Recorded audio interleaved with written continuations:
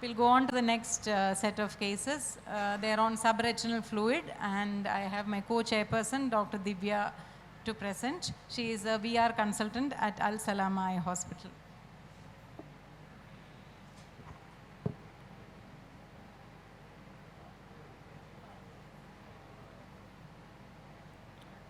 Good afternoon. I would like to thank Dr. Natasha and the scientific committee for giving me this opportunity to speak here. So I'll start with my cases. So my first case is a 42-year lady who presented with defective vision, which was recent in onset. She was recently diagnosed with multiple myeloma, and she's on chemotherapy for the same, and she had just completed 2 cycles of chemotherapy when she developed this defective vision. Her visual acuity, best corrected visual acuity was 6/18 in both the eyes. Anterior segment examination was normal. And this is the fundus picture in the right eye and left eye. So in the fundus, we can see that there is subretinal fluid like in the both eyes, and there are multiple yellow dot-like lesions, if we look closely, scattered in the posterior pole. So we went back to the case sheet, and she was on chemotherapy with bortezomib and oral dexamethasone. So my first thought process was whether she's having some bilateral CSR-like picture secondary to the systemic steroid that she was on. We did imaging, and this is the autofluorescence, which shows multiple hyper and hypo-autofluorescent lesions and hypo areas in the subretinal fluid. So an angiogram was done, and the angiogram also showed us multiple pinpoint lesions. And these lesions were leaking in the late phase with slight pooling of the dye. There were also some hypo lesions which was remaining same throughout the angio.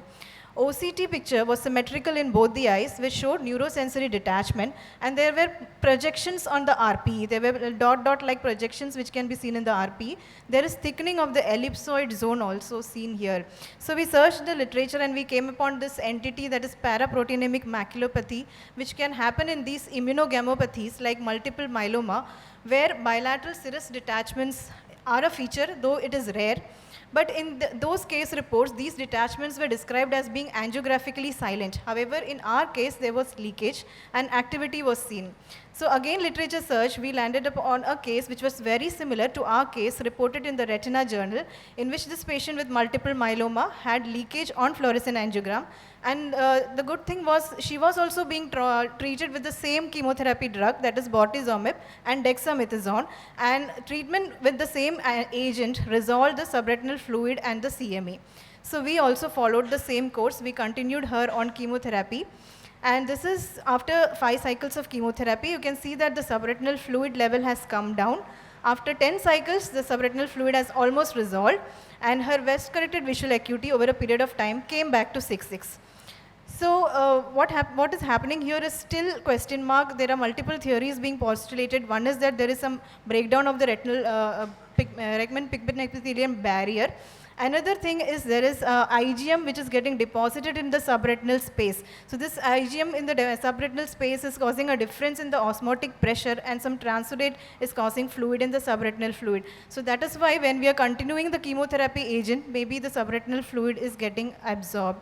So there is no recommended or effective treatment for this. Multiple people have tried anti-VEGF and all with not much effect. And this main thing is this maculopathy of paraproteinemia can mimic other conditions like non-resolving diabetic retinopathy, and multimodal imaging is probably the key when we can differentiate it from other causes of these serous detachments like CSR. So coming to my second case, this is another case of an 8-year-old boy who had unilateral defective vision. He had a best corrected visual acuity of 5/60 only in the left eye. So this is the fundus in the left eye, where you can see multiple exudates are seen clustered at the foveal area. The OCT also shows exudates with back shadowing. In the temporal periphery, these type of exudates were seen, and there were few aneurysm-like lesions also seen. So this is a classical of childhood Coats disease stage 2B. So we went ahead and did a laser photocoagulation under general anesthesia. After laser photocoagulation, the exudates did reduce, but there was one active area in the temporal quadrant. So we decided to do cryo also. So laser and cryo was repeated under general anesthesia. But when this patient came back after 2 months, this is the fundus picture. So here we can see that that the exudates have consolidated, they have reduced. There are some striae in the ILM seen. So this lesion was actually elevated when we see with an indirect ophthalmoscope, and some hemorrhagic-like lesions were seen close to the fovea. So on enlarging, actually we can see the retinal vessel is dipping into the lesion. So we went ahead with an angiogram. An angiogram showed early hypofluorescence with intense leak in the late phase. This blocked fluorescence corresponding to the hemorrhage, and periphery showed these bulb-like lesions which are classical of Coats disease. So OCT here showed there is a large subretinal mound-like lesion with backshadowing and intraretinal fluid. However, on OCT angio in the avascular complex, we saw this vascular network, which was actively a vascular network was seen. So again, a literature search was done, and where we found that there were case reports where childhood Coats disease can cause chorioretinal anastomosis and wrap-like lesions. And another case report where ranibizumab actually improved these neoretinal neovascularization. So we went ahead, did laser, cryo, and intravitreal bevacizumab under GA. And 1 month following bevacizumab, we can see that the vascular network has regressed considerably. The subretinal mound has come down. The lesion has actually reduced. This patient actually again needed PRP and intravitreal bevacizumab. So Coats disease with this nodular entity is a known, subretinal nodule is a known entity. It was also termed as macular fibrosis. However, it is a predictor of worse visual outcome is what the case reports said. And the authors hypothesizes that this Coats disease could involve an abortive effect during angiogenesis in the mid-capillary plexus. And this aberrant vascular development could lead to type 3 neovascularization with chorioretinal anastomosis. So my queries to the panel is, when do you generally consider anti-VEGF in Coats disease? When there is a lot of exudates in the macula or it is not responding, do you routinely give anti-VEGF? Any other similar experience with a chorioretinal anastomosis in Coats disease? And has anybody tried other anti-VEGF apart from bevacizumab like brolucizumab or ranibizumab?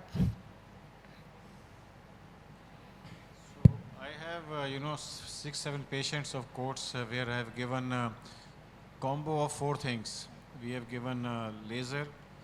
I thought that laser, what you did was inadequate in the first go itself, because you require multiple sittings of laser. One sitting may not suffice. Cryo sometimes may be required, but ultimately you have to occlude those bulbs or whatever, vascular abnormalities, and they may not happen with one sitting of laser, because sometimes you have to hit directly on those angiomatous lesions. So I normally combine more of laser with LIO with continuous wave laser rather than 0.1 or 0.2 seconds. So I press the foot switch and till the time I ablate it. And the second is I combine with cryo, but cryo I do not give much importance unless it's far periphery. Normally with depression you can laser all of them.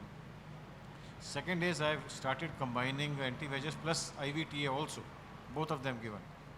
And all of them had good response. However, I did not see any chorioretinal anastomosis.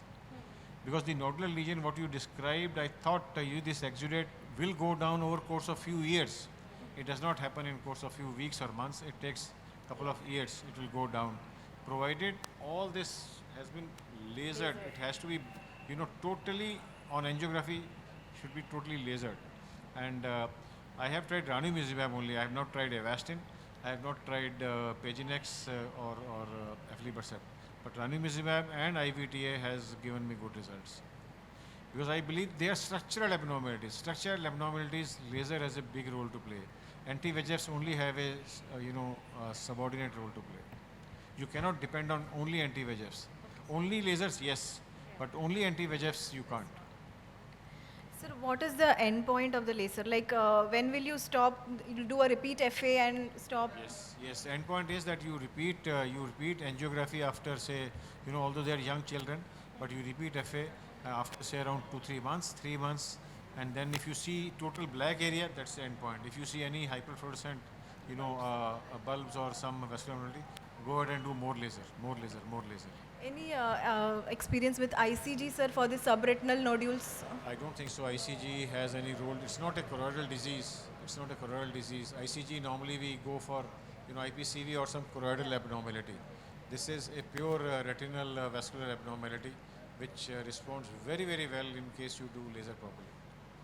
So when you give Your anti-VEGF, do you give it in the same sitting, sir, as mostly they will require GA at the same? Because you see, laser is a pro-inflammatory thing, and steroid is anti-inflammatory.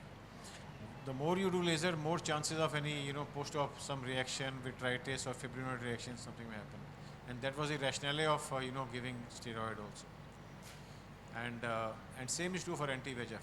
Anti-VEGF, we thought it may have some vaso-occlusive component, because they are known to help in whenever there are abnormal vessels. So that is the reason we combined. And I have not regretted using all these 4 things combined. And all these 7-8 patients which we have, anatomically response is very, very good. Functionally, depending on the amount of exudation, some people, one young lady, I have follow-up of more than 7-8 years now, and totally gone. Vision is back. But one young boy, he is maintaining 6/18 vision, but this fibrotic, yellowish plaque, although reduced, but small is still left there. It becomes fibrosed later on. Thank you, sir. Thank you, Dr. Divya. Your first case we will discuss with my next case because it is having some similarity. First case actually was more interesting. You see, second case was more or less typical patient of courts. But first case, okay, if Natasha says, we'll discuss after that.